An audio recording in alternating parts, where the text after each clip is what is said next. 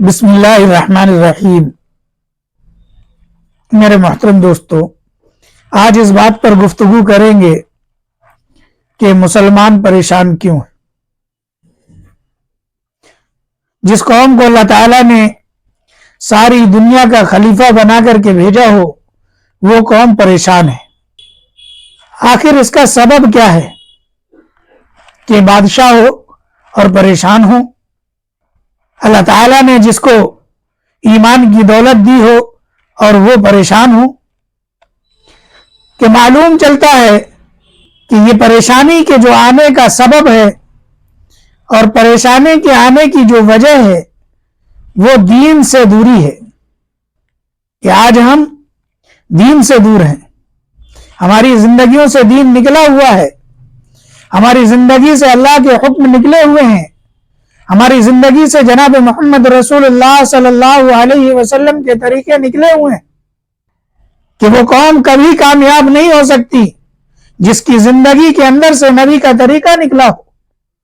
وہ قوم کبھی کامیابی کی طرف نہیں بڑھ سکتی جس کی زندگیوں میں سنت نہ ہو۔ آج ہمارے پریشانی کا جو سبب ہے وہ صرف اور صرف نبی کے دین سے بے رخی ہے۔ آج ہمارے رخ بدلے ہوئے ہیں، ہم کامیابی دنیا کی طرف تلاش رہے ہیں، ہم کامیابی دنیا کی طرف دیکھ رہے ہیں۔ ہمیں اچھی طرح سمجھ لینا چاہیے کہ جو چیز جہاں ہوتی ہے وہ چیز وہیں سے حاصل ہوتی ہے۔ میں مثال کے طور پر ایک بات سمجھا دوں کہ اگر کوئی سامان ہم نے کسی جگہ رکھا ہے، اس سامان کی تلاش ہم دوسری جگہ کریں تو ہم جتنا اس جگہ تلاش کریں گے اتنا ہی پریشان ہوں گے۔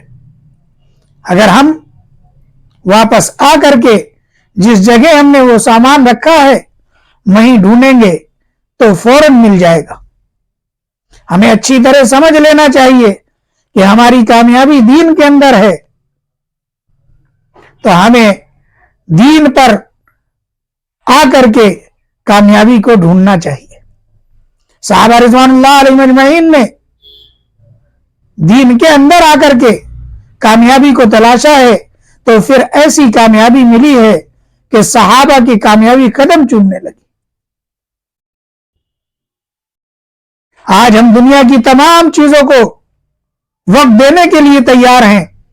ہمارا وقت ہوٹلوں میں لگتا ہے، ہمارا وقت بازاروں میں لگتا ہے، لیکن اگر کوئی دین کی بات کہنے والا آ جائے اور کوئی دین کی طرف بلانے والا آ جائے تو ہمارے پاس اس کے لیے وقت نہیں ہے، اور پھر کہتے ہیں کہ ہم پریشان ہیں، مسلمان پریشان ہیں۔ میرے محترم دوستو، پریشانی کا واحد علاج نبی کے دین پر آنا ہے، سنتوں پر آنا ہے۔ جو انسان سنتوں کو چھوڑ کر کے زندگی گزارے گا وہ کبھی کامیاب نہیں ہو سکتا، وہ کبھی اللہ کا دوست نہیں بن سکتا۔ اس لیے ہمیں اچھی طرح سمجھنا چاہیے، جس طریقے سے صحابہ رضوان اللہ علیہ مجمعین نے سمجھ لیا تھا۔ صحابہ کو پورا یقین تھا کہ کامیابی دین پر ہے، کامیابی اللہ کے حکم پر ہے، کامیابی جناب محمد رسول اللہ صلی اللہ علیہ وسلم کے طریقے پر ہے۔ صحابہ نے جب دین کو مضبوطی سے پکڑا ہے تو کامیابی صحابہ کے قدم چومنے لگی، بڑے بڑے تخت، بڑے بڑے تاج صحابہ کے قدموں پر گرنے لگے۔ میرے محترم دوستو، وہی وعدہ جو اللہ کا صحابہ کے ساتھ تھا وہی وعدہ قیامت تک آنے والی انسانیت کے ساتھ ہے۔ صحابہ رضوان اللہ علیہ مجمعین کا بڑا مشہور واقعہ ہے۔ اس واقعے سے ہمیں سبق لینا چاہیے کہ صحابہ کا ایک قلعہ فتح نہیں ہو رہا تھا، کسی نے بھی اس بات پر غور نہیں کیا کہ ہم کتنے لوگ ہیں، ہمارے پاس کیا ذرائع ہیں، بلکہ فوراً امیر کو خط لکھا اور فرمایا کہ قلعہ فتح نہیں ہو رہا۔ امیر نے بھی اس بات کے لیے جواب میں یہ نہیں پوچھا کہ تمہارے پاس کتنے لوگ ہیں، تمہارے پاس کیا ذرائع ہیں، बल्कि फौरन जवाब में ये पूछा कि तुम में से सुन्नत कौन सी छूट रही है। जब इस बात की फिक्र की गई तो मालूम चला कि मिसवाक की सुन्नत छूट रही है, जिसे आज हम मामूली समझते हैं, मामूली सी चीज समझते हैं। सहाबा रिज़वानुल्लाह अलैहिम अजमाइन ने फौरन मिसवाक की सुन्नत को जिंदा करने के लिए दरिया के किनारे बैठ गए और मिसवाक लेकर के कोई दांतों पर मिसवाक चला रहा और कोई चबा रहा। काफिरों का कासिद आया, उसने देखा कि आज ये क्या माजरा है, आज ये क्या माजरा है, आज मुसलमान क्या कर रहा है। अल्लाह ने सुन्नत का रौब उसके अंदर इतना पैदा कर दिया कि वो घबराता हुआ वापस गया और जाने के बाद अपने सरदार से कहा कि यहां से भाग लो, मालूम होता है कि मुसलमान हमको कच्चा चबा जाएगा। हमने देखा है कि कुछ मुसलमान दांतों पर धार कर रहे हैं और कुछ लकड़ी चबा रहे हैं। मेरे मोहतरम दोस्तों, यह रौब अल्लाह ने सुन्नत का डाला था। यह कमाल लकड़ी का नहीं था, यह कमाल सुन्नत का था।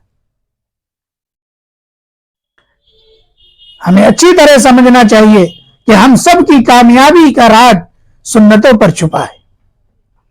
इसलिए हम सब इस तरह से अपनी जिंदगियों में सुन्नत लाएं जिस तरीके से सहाबा रिज़वानुल्लाह अलैहिम अजमाइन लाए थे। हमें इस बात की फिक्र करनी होगी, हमें अपने घरों पर फिक्र करनी होगी, दोस्तों पर फिक्र करनी होगी।